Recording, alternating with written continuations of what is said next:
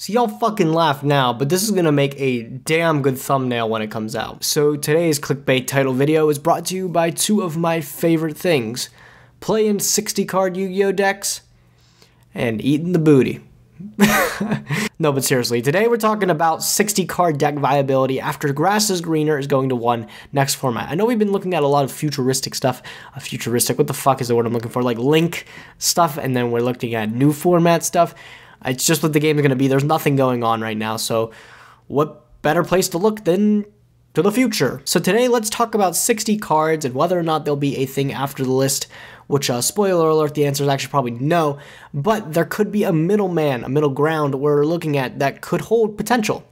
Let's talk about it. So the trend with 60 card Yu-Gi-Oh decks actually kind of started back in the way back day when this guy here played a deck that was over like 700 cards. Yeah, that's not when Grass was legal, so imagine how that ended up for him. Then shortly after that debacle happened, we actually ended up getting limits on our deck and extra deck. 60 cards in the main deck, 15 cards in the extra deck, and thank God we did, because otherwise we'd be seeing a 100 card deck still around in, probably actually in a serious manner with the card Grass is Greener released to us in Raging Tempest, which allows you to mill cards from the top of your deck until you and your opponent's deck are even. So if you play 60, your opponent plays 40, you're going to be milling, is that 15? Yeah, 15. No, 20.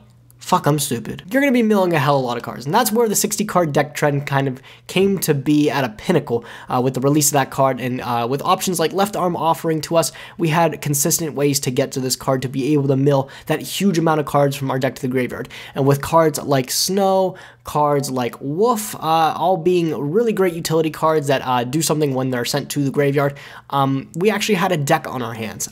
Really, Snow is the main culprit of these decks being so good, as Snow is such an insane card. Being able to put Snow in your graveyard for free and have all those cards in the graveyard to banish that you just milled with one card was really powerful, and that's actually why we ended up seeing that Grass Looks Greener at 1 here on the new TCG list that's going to be released to us in the middle of June. So that's a little background history for you guys there. So let's talk about it now.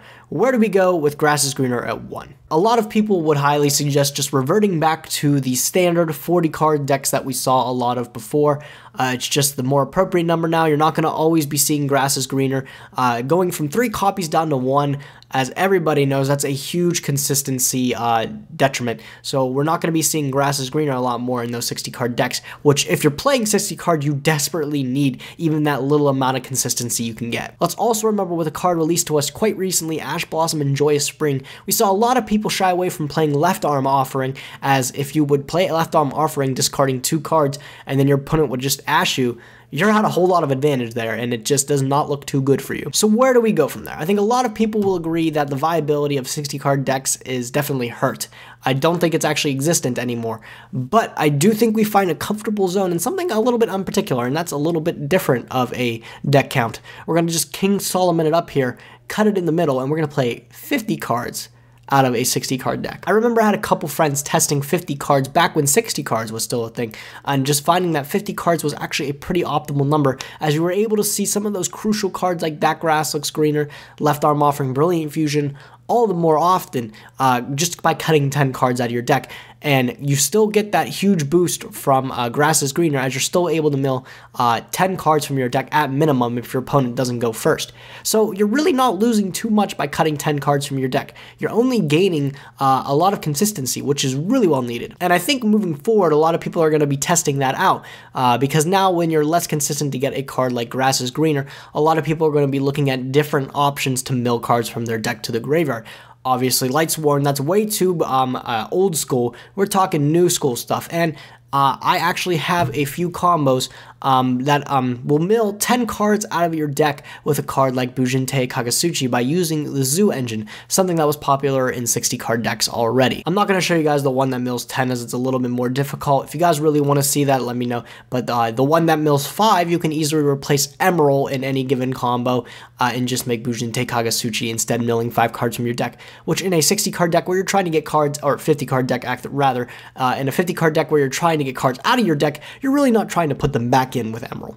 So that might be a better choice for most players to try. And kind of settling in that middle ground, playing 50 cards, we also have to remember that our mills are going to be a lot higher quality, whereas those last 10 cards, which if we can pull them out of the deck in the first place, we can consider them just filler.